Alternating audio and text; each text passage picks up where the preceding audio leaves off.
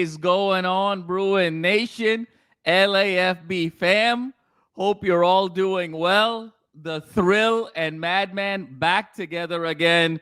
And oh my goodness, do we have a topic for you? As I'm sure everybody has heard, the UCLA Bruins have gotten 5-star quarterback prospect and winner of 10 games and a college football playoff appearance for the Tennessee Volunteers, Nico Iamaleava. And it is excitement galore here in Westwood. But before we dive into all of the plot twists, all of the ebbs and flows that made this feel like somewhat of a reality television show over the last few days, the man, the myth, the legend to my right, Mr. Will the Thrill Decker. Brother, how we doing tonight? Man, I mean, the news, we were kind of building towards that. You saw UNC with Bill Belichick. I thought they were a real threat drop out yesterday. Tulane dropping out. It really came down to UCLA because he had a no contact tag once he entered the portal. So we were just kind of like, is this really going to happen? And, people are going to be upset about this. People are going to be very happy about this. But I think we can all agree, when's the last time UCLA dominated the college football headlines?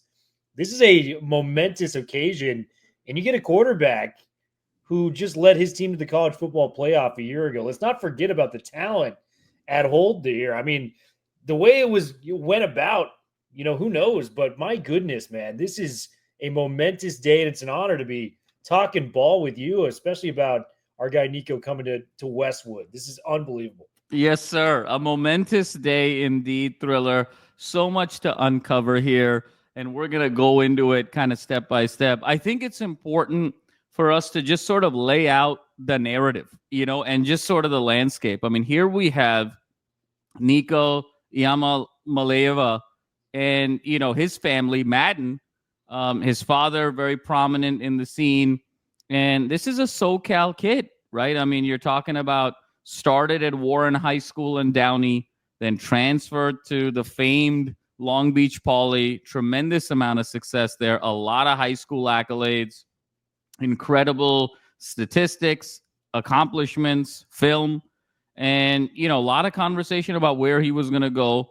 Ultimately chose Tennessee, enrolled early at Tennessee, and, led this team as a first-year starter to a 10-3 record and a college football playoff appearance. And what was so fascinating, Will, about this whole storyline is upon going, and now this is all sort of reports from Chris Lowe and at ESPN and others, Iamaleava's deal, Will, at Tennessee was reported to be $8 million over the lifetime of the contract of his time at the University of Tennessee. He was projected to make $2.4 million this upcoming football season.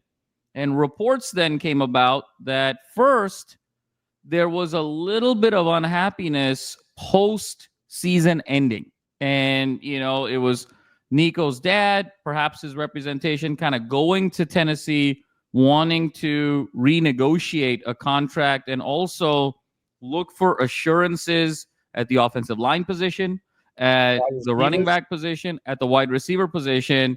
Those talks didn't go anywhere. Nico didn't enter the winter portal period.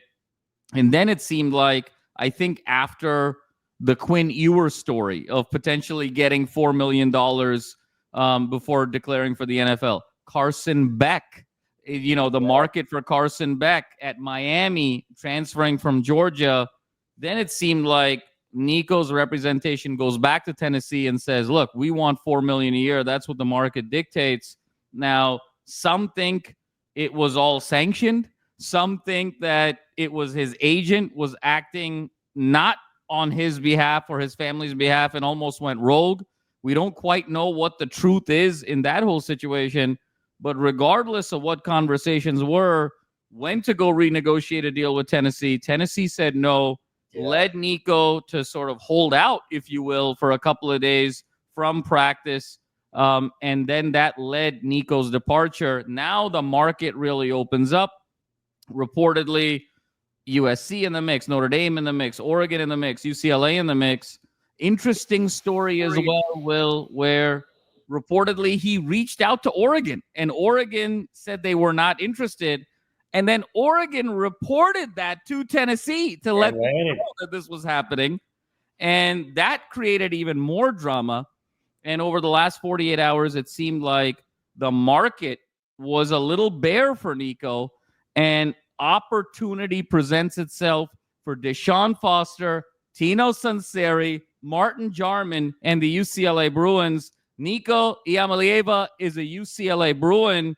We don't know the exact number, Will, but it seems like indications are it's in that $1 to $1.5 million range. And in today's day and age, Will, to be able to get a 5-star quarterback who played in starter in the SEC, 10-win quarterback, college football playoff quarterback for $1 to $1.5 million is potentially the greatest heist that the Los Angeles community has had in about 6 weeks since Luka Doncic. I mean, this is really significant where it was going. And Will, I'll hand it over to you.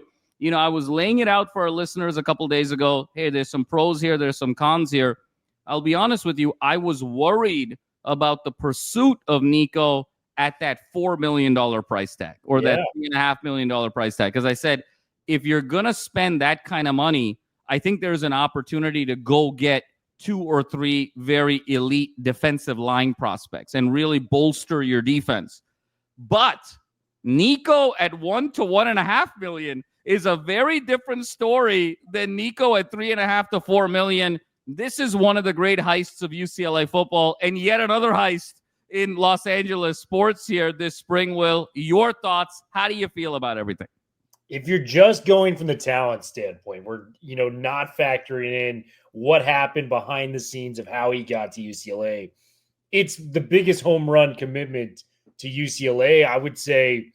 In like Josh Rosen, maybe. Yep. Like I'm trying to think of that. Dante Moore had his moment. It didn't live up to the hype, but when Rosen committed to UCLA, it was like, wow, like UCLA has a real shot of being back in college football. And I'll be honest, when Nico committed, we did our little preseason expectation. I think you and I were like, bowl game this year, that would be the ceiling of this team. Everything has changed. You got to change all of your predictions. I think the ceiling's like 9 wins now with a Nico Iamaleava. And, if he gets hot, I mean, last year was the first year he started in college football, and he led his team to the college football playoff, 19 touchdowns, 5 interceptions. A lot of the critics will bring up that 11 of those 19 touchdowns came against UTC, Vandy, and UTEP in those games.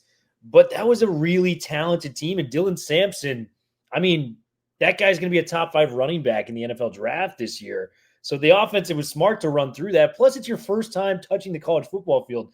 Do I need to remind people? He got a redshirt year. He may have thrown for 2 touchdowns the year before. Can I remind people what Dante Moore looked like, his first year? Can I remind people what DTR looked like his first year out there? Even Rosen was up and down in their first year starting. It's such a big seismic shift from high school to college. But Iamaleava, I've been a longtime fan. We knew about Madden, we nearly got Madden. I think there's a conversation to be had there about, was Bieniemy the factor that caused this whole thing to go awry? Because you look at the timing of that. Madden decommits. We come out saying, did Bieniemy get fired? Bieniemy's camp is like, no, he did not. He's actually leaving. And, just the timing of that, I think that may have been like a final straw scenario where Bieniemy just didn't get things going right with Madden. But long story short, going back to Nico, I just think this is as big as a deal for UCLA football in over a decade. And this is just exciting on so many different fronts. It's the tip of the iceberg for what it can be. And, lo and behold, if you get Nico for 2 years in this system, I mean, what a home run. And like you said, he was looking for $4 million. You got him for pennies on the dollar in this situation. So there's no downsides here. Like the way he went about it, we can talk about how that happened and, how that actually transpired. But in terms of the talent and coming to UCLA football, Madman, this is as big as a deal as there's been in so long.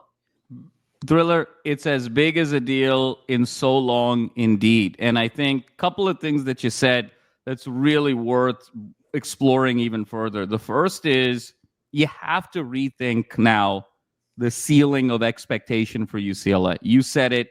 I think we were assessing this roster. We were putting together our 2025 season projections, kind of overlaying schedule on top of roster and really kind of putting an assessment together. I think you and I both netted out and said, look, peak is probably 7. Realistically, maybe 6, but it's going to be sort of in that 5 to 7 range. We'll call it 6. Bowl eligibility would be really significant with this roster at 6-6. Now, from 6 or 7 wins, you're looking at 8 or 9 wins. There's no question about it. And I think what makes that so significant also is, well, we're not in the last era of college football now, okay? There is a world where a 9-3 Big Ten team can make the college football playoff. This is not, oh my God, the BCS era where you got to be 1-2, or the college football era where you got to be 1-4, where any more than one loss and you're pretty much done. Exceptional cases, very exceptional, where you get 2 losses, you could potentially be there. There is now a window of opportunity now where schedule breaks right, you stay healthy, you're in one of the 2 preeminent conferences in the entire sport. If you can put together a 9-3 season, if you're not in, you're certainly knocking on the door to being very close to being in. And so now anything can happen. You know, there's sort of a March Madness element to this moving forward that is absolutely so exciting.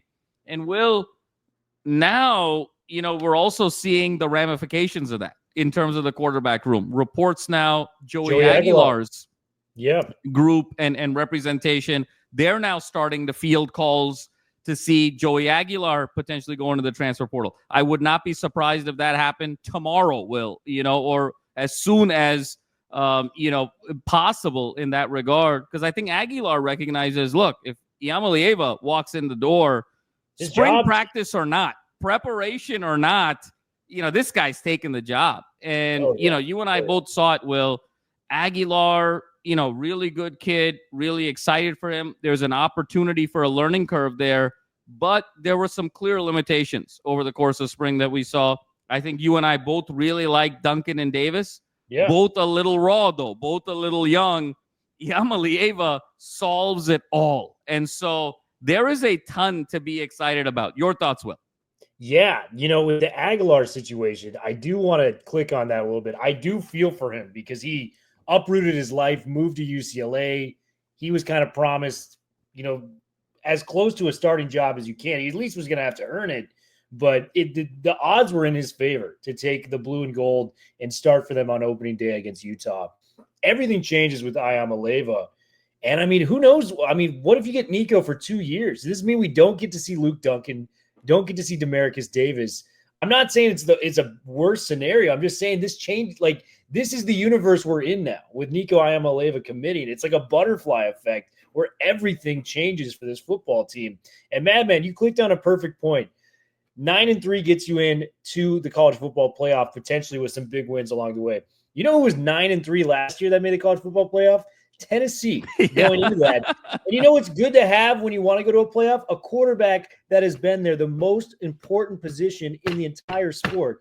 And you got Nico coming back on a year where he only threw 5 interceptions, 19 touchdown passes, ran 3 touchdowns in himself. I just think if he's going to build like the natural trajectory of a college quarterback as you get better your second year because you've seen defenses and you've seen the speed of the college game, there's a real chance we can make waves this year. If this offensive line gels like we think it can.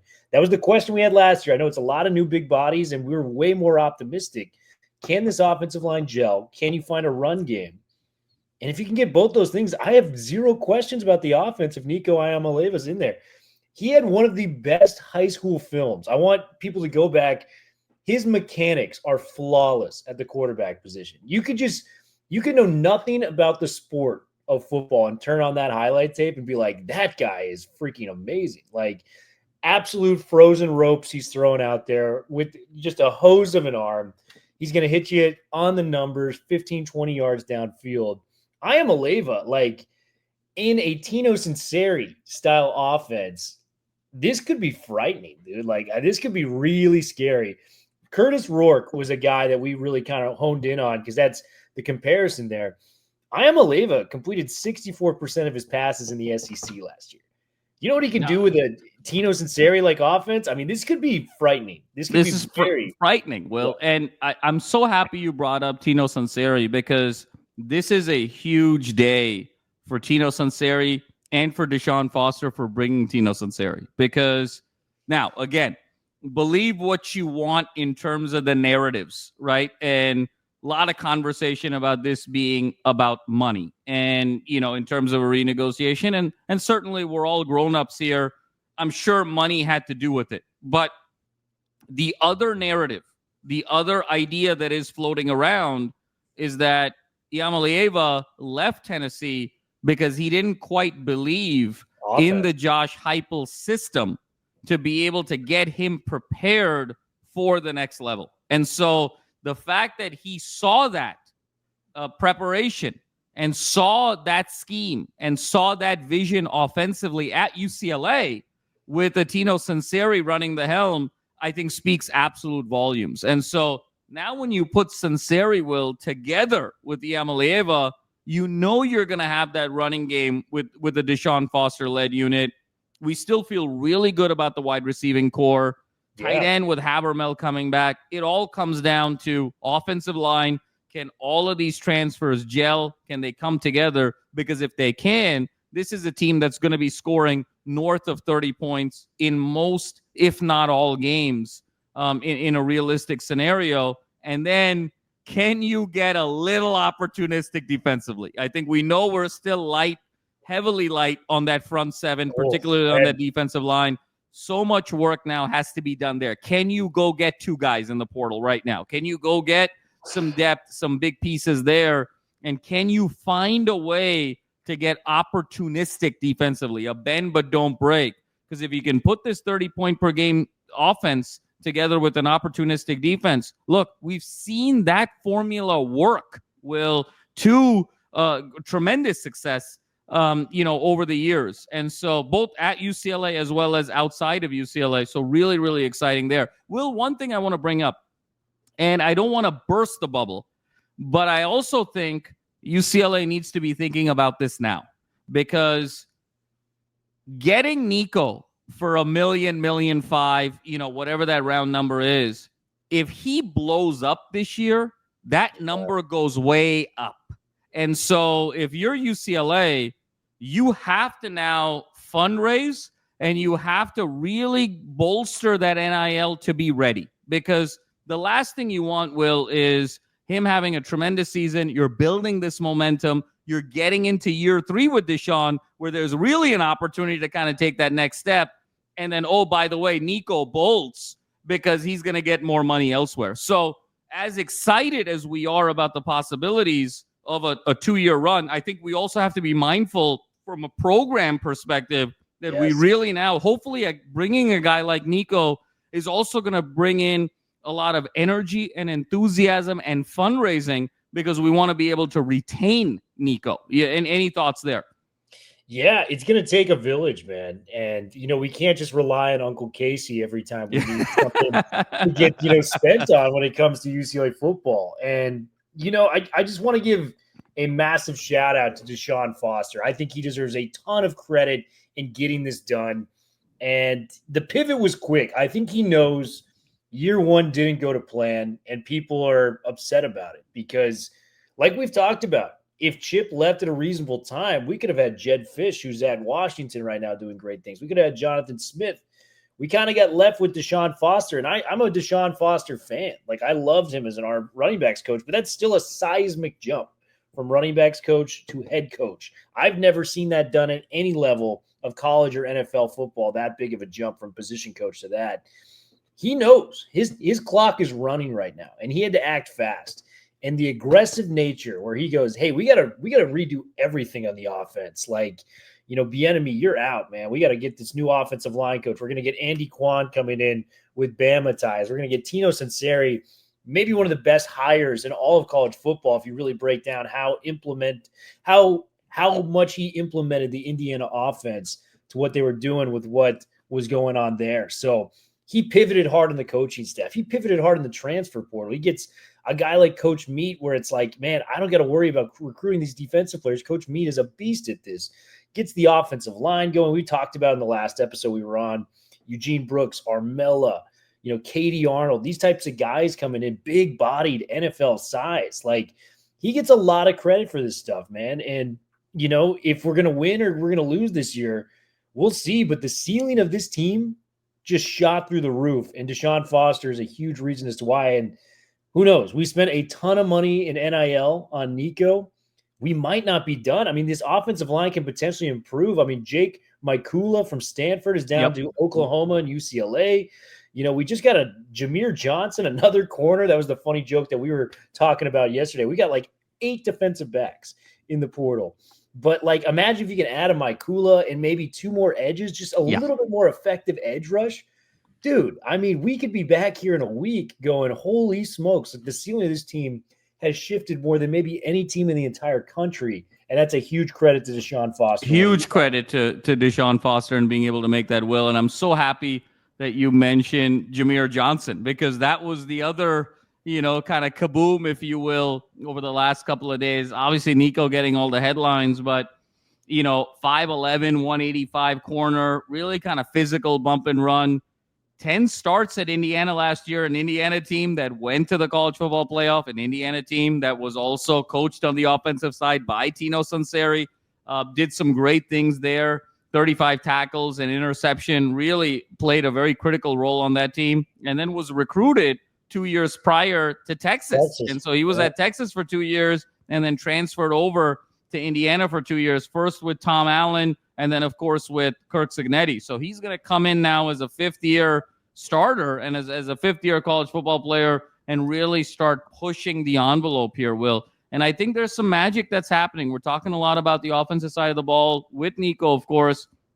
But even on that defensive side, Will, we're starting to see some leaders emerge in the secondary in particular. There was a really nice piece by the Times. Key Lawrence. I mean, the transfer from Ole Miss, he's starting to take on that leadership role, Will, of that secondary that's so vital. We think so much about that famed 2022 season, right? The DTR Charbonnet year, so close. I mean, 9-1 at one point. You can sort of taste potentially, a Pac-12 championship game appearance, a college football playoff appearance at that point. DTR doing his thing, in terms of coming off of the hurdle year and, setting the world on fire. Charbonnet taking over. Latu, of course, with his exploits.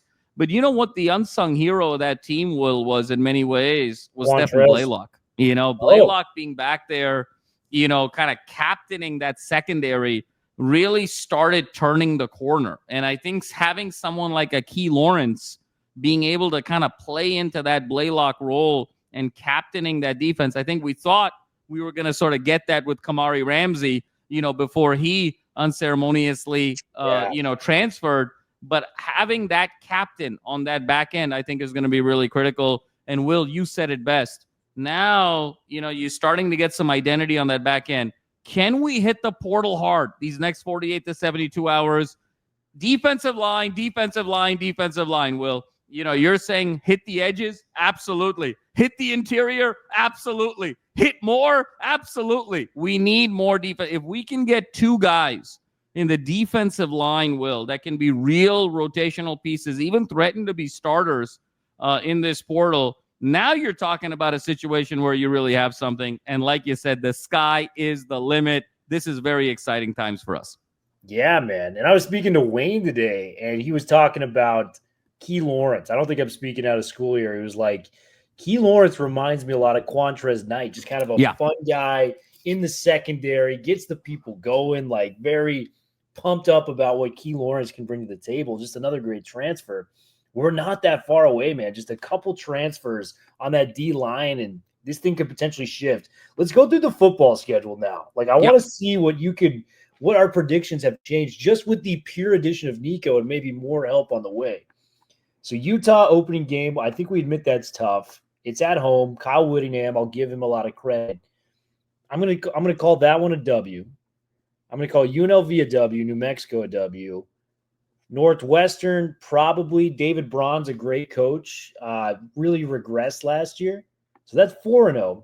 I'm not going to go crazy, say we're going to beat Penn State, but this Penn State team last year probably had more talent than it does this year. And J.Mark kept us like within 2 scores of that game. So people forget, at Happy Valley, this is going to be at UCLA. So that's probably a loss. I'll be man enough to admit that. See, I was kind of on the fringe. I thought maybe Michigan State would be a loss this year, but with the addition of Nico, I think that puts us at 5-1 going into the Maryland game, in my opinion. Yep. And then Maryland, I mean, good for them. Like, you know, they beat USC last year. They did some nice things, but not afraid. 6-1. We could be 6-1, Madman, going to that Indiana game. The last 5 games is a murderer's row. Indiana, you know, I got to give a lot of respect to what's going on there at IU. Nebraska, I know we beat them last year. Dylan Raiola is going to be in year 2, so we'll see how that goes. Ohio State, definitely not calling a win there against Jeremiah Smith and those guys.